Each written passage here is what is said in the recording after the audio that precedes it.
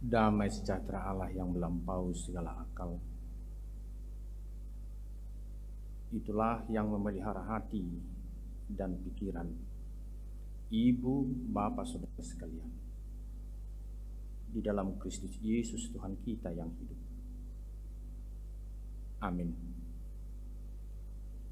Horas Marita Saluna. Ibu bapak, saudara yang dikasihi Tuhan Yesus Kristus, dengan sukacita masih pada masa PPKM kita kembali atau minggu kedua berkumpul di rumah Tuhan, dan kita masih bersama-sama dengan ibu bapak, saudara-saudara yang sedang beribadah melalui live streaming di rumah masing-masing. Di minggu ke-16 setelah Trinitatis hari ini, firman Tuhan menyapa kita secara bersama-sama maupun secara pribadi.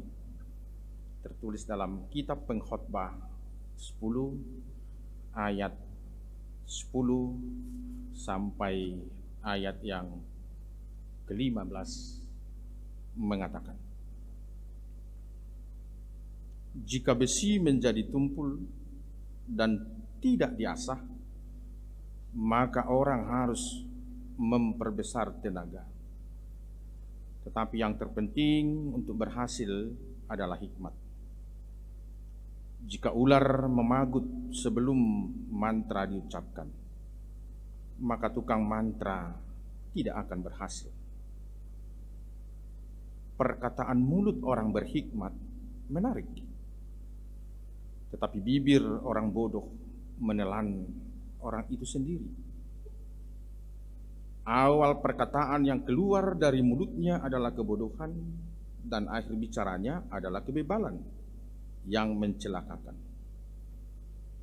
Orang yang bodoh banyak bicaranya, meskipun orang tidak tahu apa yang akan terjadi dan siapakah yang akan mengatakan kepadanya dan apa yang akan terjadi sesudah dia.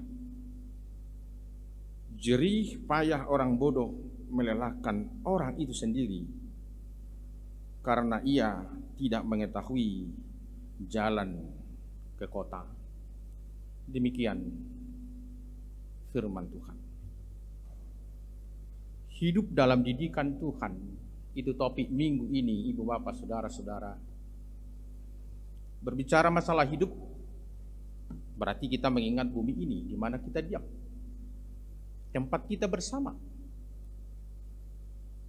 Berbicara tentang hidup, tempat kita diam di rumah masing-masing. Berbicara tentang hidup, tempat kita bekerja di tempat bekerja masing-masing. Berbicara tentang hidup, berbicara tentang gereja Tuhan. Gereja yang adalah gedung dalam satu sisi, gereja yang adalah persekutuan pada sisi yang lain. Gereja di mana kita menerima banyak hal. Sesuai topik dikatakan hidup dalam didikan Tuhan. Ibu bapak, saudara-saudara yang dikasihi Tuhan, sejak awal kabar baik Injil datang ke Tanah Batak, para pelayan-pelayan Tuhan ini hanya mengingatkan yang bukan orang Batak, yang bukan satu warna kulit, yang bukan satu warna mata, mereka datang mengasihi orang Batak dengan membangun gereja. Di mana ada gereja disebut pergodungan. Pergodungan sumber kesehatan jasmani, di mana firman Tuhan selalu dikumandangkan nyanyian pujian kepada Tuhan. Maka timbul dan nyata ketenangan, damai sejahtera, sekalipun di tengah-tengah dunia yang bergoyang. Pergodungan juga tempat di mana dibangun balai pengobatan. Tempat kesehatan jasmani. Kalau HKBP lebih berkembang kemudian bahkan membangun rumah sakit. Pergodungan sumber dari pengetahuan, pendidikan dengan membangun sekolah. Artinya sejak awal firman Tuhan atau Yesus dikumandangkan di Tanah Batak, gedung itu dibangun, pergodungan itu dibangun, tempat sumber pengertian, pemahaman, hidup kerohanian yang baik. Ternyata bukan hanya itu. Hidup jasmani yang diperhatikan, perawatan kesehatan, dan ilmu harus menjadi milik anak-anak Tuhan. Jadi orang-orang yang menerima firman Tuhan adalah pribadi-pribadi yang menjadi unggul. Bukan pribadi-pribadi yang gampang menyerah. Bukan pribadi-pribadi yang tidak tahu diri. Tapi memang melihat bahwa dalam sejarah perjalanan hidupnya ada Tuhan. Sekalipun memang kadang sulit kita pahami. Melalui kitab pengkhotbah yang disebutkan anak Daud dan kita tahu Salomo yang berhikmat itu. Dia meminta hikmat kepada Tuhan. Supaya apa? Supaya dia memiliki kemampuan untuk menata kehidupan pemerintahan dan menata kehidupan hubungan masyarakat dengan Tuhan juga. Tapi memang ternyata dia mengingatkan supaya manusia itu memiliki hikmat. Manusia yang telah bergaul dengan Tuhan itu memiliki hikmat. Akanang majalo barita nauli imar pangutasion marroha jalamar holong roha. Memiliki hikmat, pengertian bahwa tanpa Tuhan hidupnya akan sia-sia. Maka pernah pengkhotbah mengatakan seperti dalam pengkhotbah 1 ayat 14. Aku telah melihat segala perbuatan yang dilakukan orang di bawah matahari. Tetapi lihatlah, segala sesuatu adalah kesia-siaan dan usaha menjaring angin. Kenapa jadi kesia-siaan? Pengkhotbah seakan-akan menunjukkan dirinya bukan pribadi yang percaya kepada Tuhan. Membuat pertanyaan-pertanyaan yang seakan-akan dia tidak memiliki harapan. Tapi Bapak, Ibu, saudara-saudara yang dikasihi Tuhan, sebenarnya bukan. Dia sangat percaya kepada Tuhan. Hanya mau diingatkan kalau manusia mau hidup. Lihat. Mungkin manusia mau berinvestasi banyak, tapi kadang-kala tidak menerima hasil seperti apa yang telah diberikannya. Mungkin manusia atau orang tua berusaha menjadi ayah yang baik, ibu yang sukses bagi anak-anaknya. Tapi ternyata seperti tidak ada jawaban. Semua kesia-siaan. Ibu bapak, saudara-saudara yang mau dikasihi Tuhan dan telah dikasihi Tuhan, yang mau dikatakan apa? Kalaupun sepertinya itu semua kesia-siaan, manusia harus paham bahwa ada tugas manusia itu sendiri dan ada bagian yang harus diselesaikan oleh Tuhan. Ini kita harus sadari. Kalau kita sudah berjuang, anak kita tidak pintar, tidak tahu membaca, bahkan memberontak, melakukan perlawanan, ibu bapak saudara-saudara, apa obatnya? Berdoa. Itu bukan omong kosong. Berdoa. Kita telah berusaha. Ibu bapak telah berusaha. Hanya berserah kepada Tuhan. Itu sebenarnya yang mau disuarakan oleh pengkhotbah atau kitab pengkhotbah ini. Ketika disebut semua ibarat menjaring angin, semua kesia-siaan, maka disebutkan dalam pasal 12 ayat 11. dan ayat 13 dikatakan demikian. Akhir kata dari segala yang didengar ialah, ayat 13, takut akan Allah dan berpeganglah pada perintah-perintahnya, karena ini adalah kewajiban setiap orang. Takut akan Tuhan, permulaan hikmat. Takut akan Allah.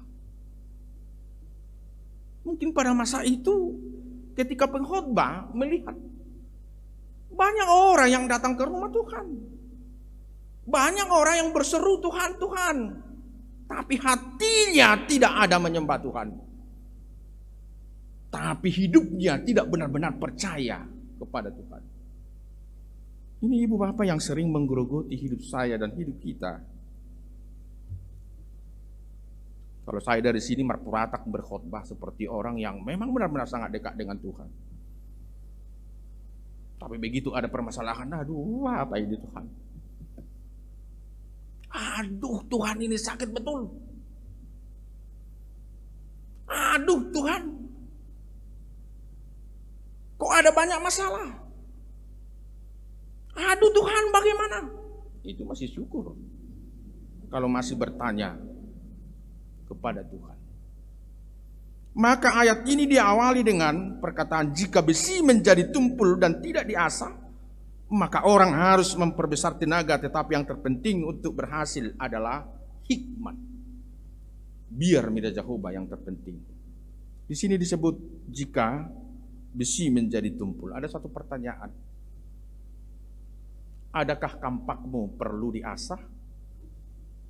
Kampak itu alat untuk memotong kayu. Supaya kayu yang akan ditebang benar-benar dapat ditebang dengan baik. Tapi kalau belum diasah tentu membutuhkan tenaga yang sangat besar. Ini gambaran bagaimana sikap hidup anak-anak Tuhan, umat Tuhan yang telah dibaptis dalam nama Bapa, Putra, dan Roh Kudus, yang telah percaya Tuhan. Masih perlu dipertajam ibu bapak saudara-saudara. Hapor siau tai ikut diasah do. Pangatu siau tai. Holok tai. Harus diasah. Semakin diasah, semakin tajam dan dapat melakukan hal-hal yang luar biasa. Anak-anak Tuhan menjadi sumber solusi, bukan sumber permasalahan. Ketika menghadapi permasalahan, apa yang mau kita lakukan? Mau kemana kita? Kalau misalnya di gereja ini, ya kita mendengar firman. Tidak diharapkan kita hanya berkembang di gereja ini. Tentu setelah kita beribadah kepada Tuhan, ya keluar dari gereja ini menjadi anak-anak Tuhan yang mengenal kasih Tuhan, berbuat di luar di tempat masing-masing. Itulah bumi, tempat kita berpijak. Kalau kita diharapkan keluar menjadi terang dan garam, berarti kita harus mau diasah. Mau diasah. Bagaimana caranya kita diasah? Kita sama kita juga dibenarkan untuk duduk bersama-sama di dalam Tuhan, memikirkan pelayanan di gereja Tuhan, pelayanan di rumah masing-masing. Maka disebut dalam Amsal 27 ayat 17, besi menajamkan besi, orang menajamkan sesamanya. Itu gambaran. Ketika orang-orang baik duduk dengan orang-orang baik, itu pernah kita dengar, akan terjadi pandangan-pandangan yang sehat dan membangun kehidupan. Itulah orang berhikmat. Tapi jikalau saya sebagai pendeta sekalipun yang sangat percaya menurut ukuran-ukuran kerohanian, kalau saya hanya mencemplungkan diri dengan pribadi-pribadi bersama pribadi-pribadi yang pesimis, yang tidak memikirkan bagaimana berkelanjutan, tentu saya sendiri juga akan jatuh. Diharapkan anak-anak Tuhan menjadi pribadi-pribadi yang tangguh dan mau diasah. Mula soolo do hita diasah, luja do hita kamang do inang. Jika besi menjadi tumpul dan tidak diasah, maka orang harus memperbesar tenaga. Capek kita. Apa yang mau kita lakukan? Kita tidak mau disapa oleh firman Tuhan. Apa yang kita perbuat? Kita tidak mau diasah oleh kasih Tuhan. Lu jasa bingo hita mengulau-ulaun kalau tidak mau diasah oleh Tuhan. Ini untuk secara umum kita tinggal di bumi ini. Saya kira harus kita awali dari gereja HKBP Tangerang Kota juga. Maukah saya sebagai pendeta diasah oleh Tuhan? Maukah ibu bapak sebagai jemaat diasah oleh Tuhan? Sehingga jadi luar biasa. Kita benar-benar alat Tuhan melayani di tempat, di bumi, di gereja, di rumah, di tempat kerja, atau dimanapun Tuhan menempatkan kita dan menciptakan kita. Waktu kita terbatas loh ibu bapak. Kalau saya misalnya ya sampai umur berapa nanti Tuhan memberi saya kesempatan hidup di muka bumi ini. Itu yang mau dikatakan oleh pengkhotbah, supaya mempergunakan waktu yang ada. Kalau usia saya sekarang sudah 50 tahun 2 bulan, syukur kalau Tuhan memberi saya waktu 20 tahun lagi. Jangan-jangan besok, sini kamu 20 tahun lagi, cukup udah. Dalam gudang anak kacol mana merdu sampai minum. Contoh itu hanya ibarat.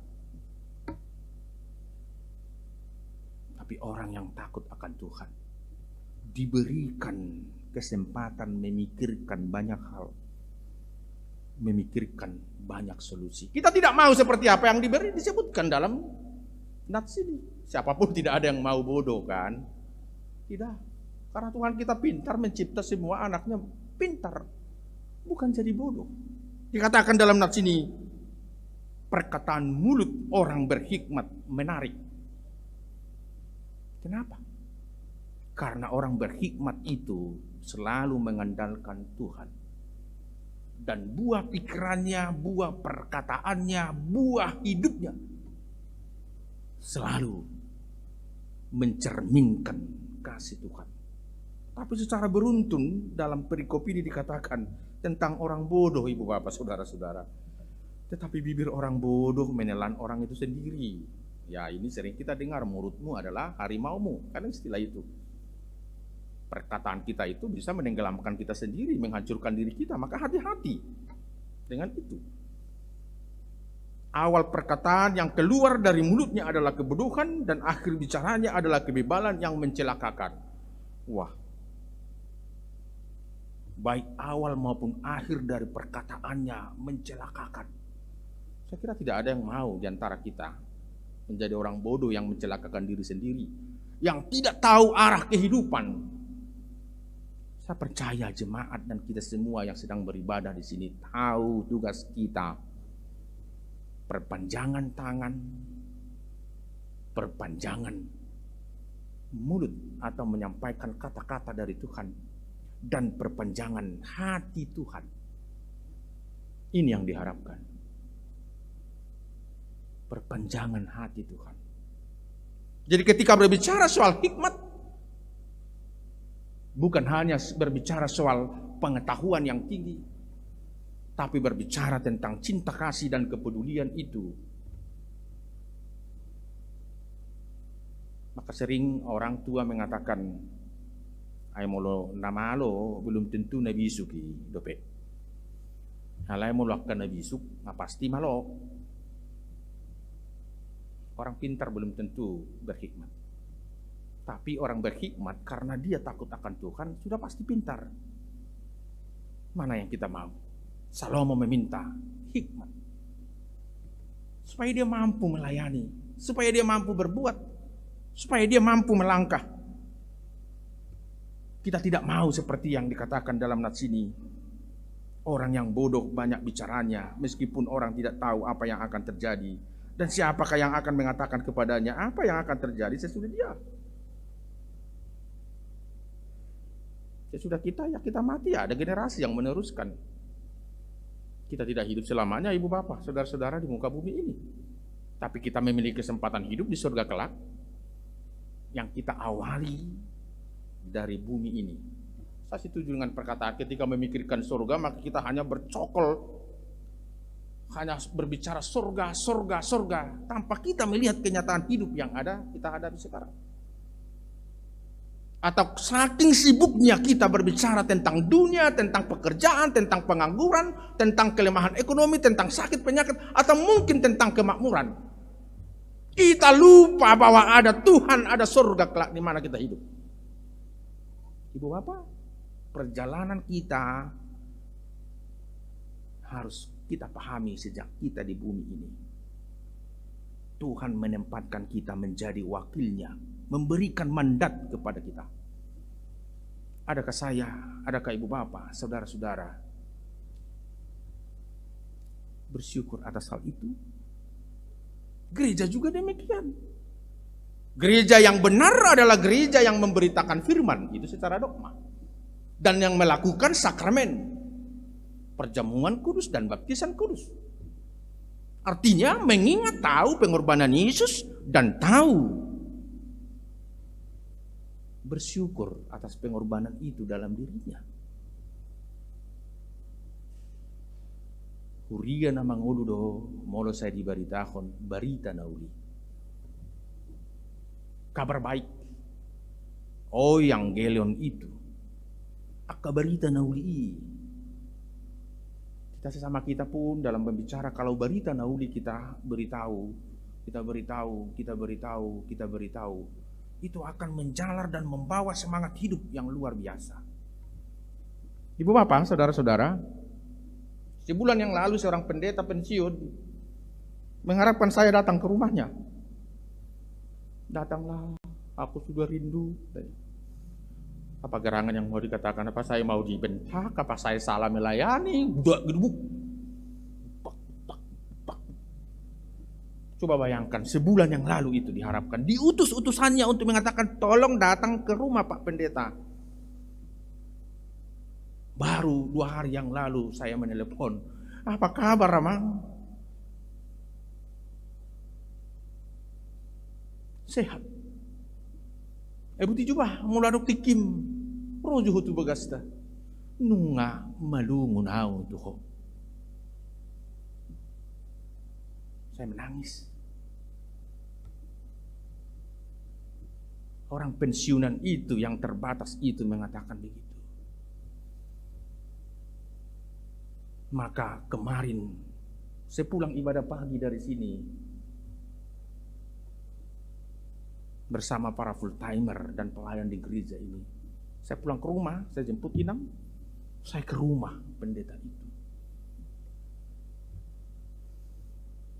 Nang rodo habeho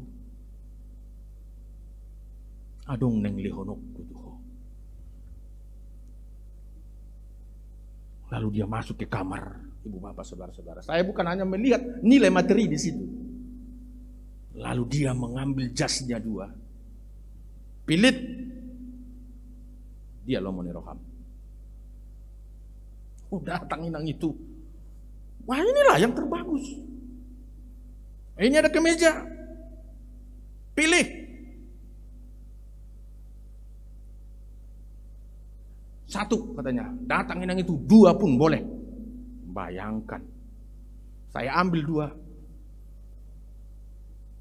2. Ini ada sepatu baru, lama tidak saya pakai katanya. Ambil. Saya ambil itu sepatunya baru masih. Mungkin saking lamanya beliau simpan, itu solnya itu lepas begitu, masih baru. Akhirnya saya perbaiki di tukang sol sepatu. Tapi saya menangis. Begitu saya mau pulang, dia mengatakan, Pendeta, saya senang melihat kamu. Dan mengingatkan peristiwa tahun 91. Beliau memberangkatkan saya sekolah pendeta di STT Siantar. Kamu sudah jadi pendeta. Aku mau berdoa untukmu. Itu hikmat, ibu bapak. Nakulah bohong betong meladong 2 jasmu lehot sada. Songo jamitan ipat ditai ulam berjamitan, ladong jasmu 2 lehot. Begitu pulang ke rumah dilihat jasnya hilang satu. Ditanya anaknya, mana jas bapak? Udah saya kasih, kan tadi buat bapak apa di gereja. Oh itu bukan untuk kita anakku, itu untuk jemaat. Turu hasidoi. Kalau anak Tuhan tidak membedakan antara ruas, pendeta, siapapun, apa yang dapat kita lakukan. Lalu beliau berdoa. Saya menangis. Aing matua au. Ati tu sosanga hu pasahat. Si pasahat okot buam ma unang dia roham. Itu hubungan yang sangat luar biasa sebagaimana Rasul Paulus menyapa Timotius, anakku yang kukasihi. Itu hikmat ibu bapak saudara-saudara. Jas itu kesia-siaan kalau hanya dipakai begitu saja. Sepatu itu juga begitu. Kemeja itu kesia-siaan tapi menjadi hikmat ketika diberikan dengan cinta, kasih, kepedulian. Ini yang mau dikatakan untuk kita juga di tengah seperti tadi telah dibawakan oleh panitia Pesta Gutilon. Apakah kita mau semua yang kita miliki kesia-siaan? Masih tahap kita taruh juga di rumah, di situ itu semua. Tapi kalau kita pakai, kita pergunakan dengan baik, maka semua akan hidup. Cinta kasih dan rasa itu hidup. Termasuk kita di HKBP Tangerang Kota ini. Di rumah masing-masing juga begitu. Ibu bapak saya percaya kita masih di hikmat takut akan Tuhan itu. Kenapa kita sampai sekalipun masih pandemi level kedua PPKM, kita sudah datang ke gereja berlomba-lomba mau datang. Saya sendiri lupa, coba bayangkan. Boleh ikut gak gereja besok, kata Inang di rumah. Udah daftar belum? Belum daftar. Udah live streaming aja lah dari rumah. Coba bayangkan. Pendeta sendiri bisa lupa, begitu. Artinya kita harus saling mengingatkan. Saling mengingatkan akan berkat Tuhan yang ada dalam diri kita. Saling mengingatkan atas kesehatan yang kita miliki. Pemberian Tuhan dan kita pakai untuk memuliakan Tuhan dan mengasihi siapapun. Wah ini baru luar biasa. Saya percaya itu terjadi di gereja HKBP Tangerang Kota ini. Saya percaya. Ketika awal saya datang di sini Abang Inang, gudangnya ruas 1.200, 400 kakak, 1.200 kakak, ribuan kakak. Perhaladonya lebih dari 100 orang. Kalau hanya perhalado membuka gereja baru udah cukup. Misalnya kita patenteng, udah jemaat itu tinggalkan saja. Kita buka gereja baru saja, keluarga perhalado. Tapi tidak demikian. Dak parhubas, naolo pasobuho kita.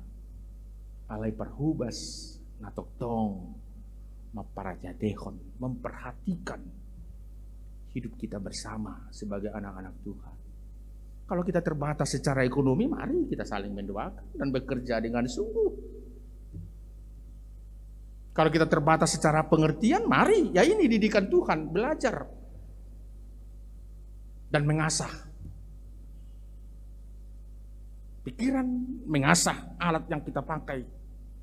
Sebagaimana perkataan yang dikatakan oleh Abraham Lincoln, Presiden ke-16 Amerika Serikat itu. Mungkin ibu bapak pernah mendengar itu dan membaca itu.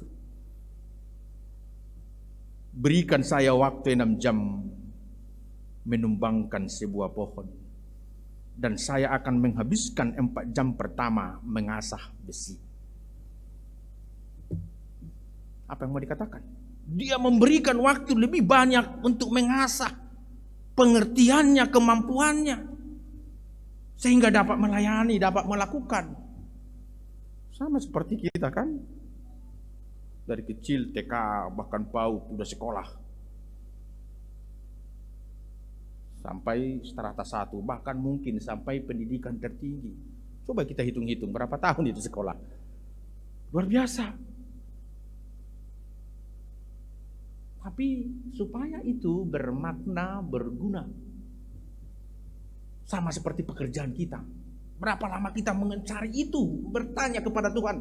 Tuhan berikan pekerjaan, Tuhan berikan aku kecukupan. Setelah Tuhan memberikan itu semua, bagaimana sikap kita?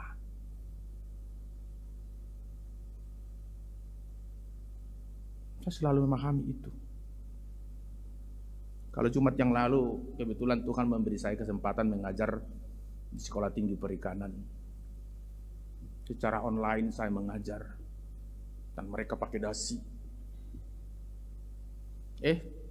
Taruna dan taruni coba lihat dasimu itu. Kamu cantik, kamu ganteng, kamu gagah dengan dasimu itu. Tapi kamu tahu gak siapa yang menjahit dasimu itu? Coba bayangkan, menjahit dasinya dia tidak tahu, tapi dia telah gagah memakai kelengkapannya dengan baik. Sama seperti saya, ibu bapak. Siapa menjahit ini, tahu gak siapa? Tukang jahit yang bukan pengikut Kristus. Artinya orang yang tidak satu agama, yang tidak kita kenal, yang kita kenal telah berbuat untuk kita di dalam Tuhan, maka kita pun harus berbuat. Itulah orang-orang berhikmat. Hidup perbui ni hapursia hotta.